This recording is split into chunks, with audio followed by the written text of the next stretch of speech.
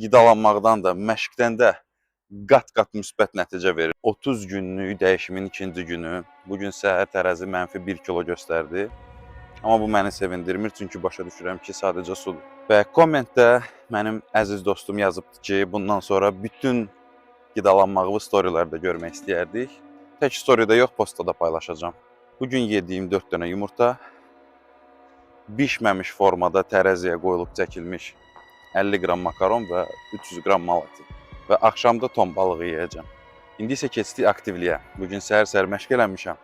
Və təbii ki, startda çəkilər az olduğuna görə məşqi tamamlaya bilmişəm. Amma yenə də deyərdim ki, çətindir. Və yuxu. İlk bir ilin ərzində axır ki, yuxumu, rejimi düzəltmişəm və deyərdim ki, qidalanmaqdan da, məşqdən də qat-qat müsbət nəticə verir düzgün yatmaq. Bu qədər mənim enerjimin bol olduğunu mən axırıncı dəfə nə vaxt hiss elədiyim yadıma gəlmir. Bu da hal-hazırda ikinci günün nəticələri.